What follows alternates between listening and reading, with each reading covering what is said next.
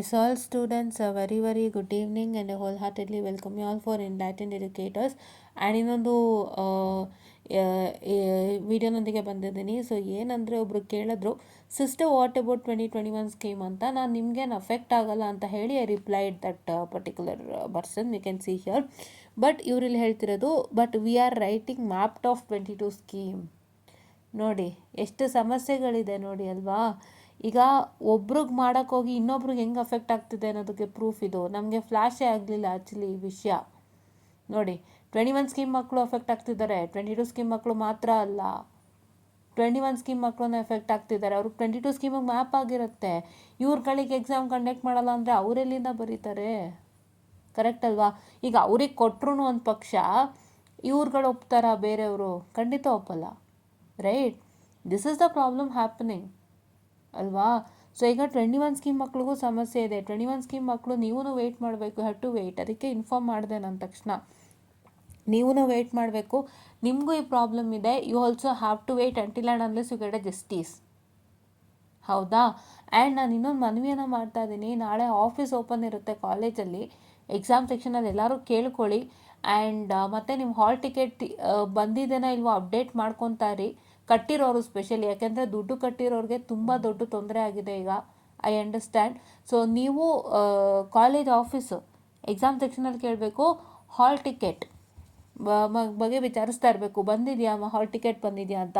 ಯಾರು ನಿಮ್ಮ ಎಕ್ಸಾಮ್ ಕಟ್ಟಿಸ್ತಾರಲ್ಲ ಕಾಲೇಜಲ್ಲಿ, ಅಂದರೆ ನಿಮ್ಮ ಟೀಚರ್ಸ್ ಪ್ರೊಫೆಸರ್ಸಲ್ಲೇ, ಅವ್ರನ್ನ ಕೇಳ್ಕೊಳ್ಳಿ, ಅವ್ರು ಹೇಳ್ತಾರೆ ಹಾಲ್ ಟಿಕೆಟ್ ಬಂದಿದೆಯೋ ಇಲ್ವೋ ಅಂತ. ಹಾಲ್ ಟಿಕೆಟ್ ಬಂದಿತ್ತು ಅಂದರೆ ನಿಮ್ಮದಿದೆಯಾ ಚೆಕ್ ಮಾಡ್ಕೊಳ್ಳಿ.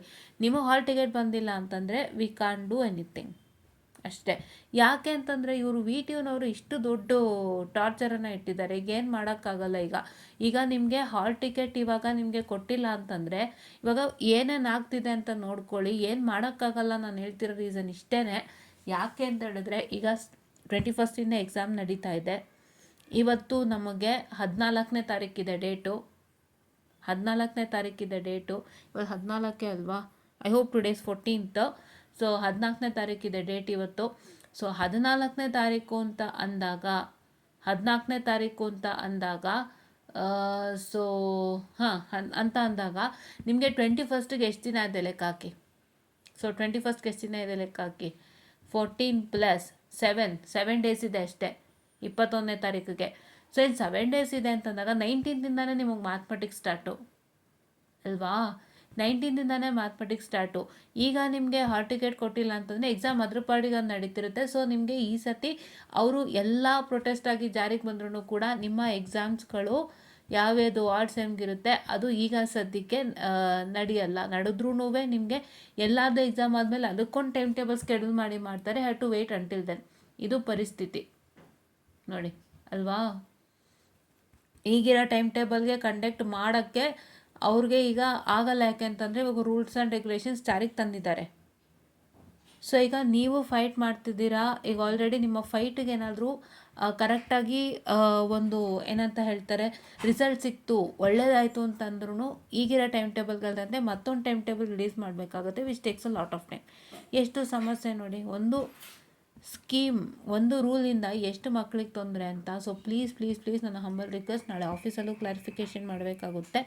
And I also request you to clarify about the hall tickets. ಎರಡೂ ಕಡೆ ಕ್ಲಾರಿಫೈ ಮಾಡ್ತಾಯಿರಿ.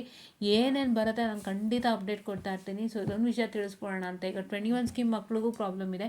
ನೀವು ವೆಯ್ಟ್ ಮಾಡಿ ಸ್ಟೂಡೆಂಟ್ಸ್ ಅಂತ ಹೇಳ್ತಾ ಥ್ಯಾಂಕ್ ಯು.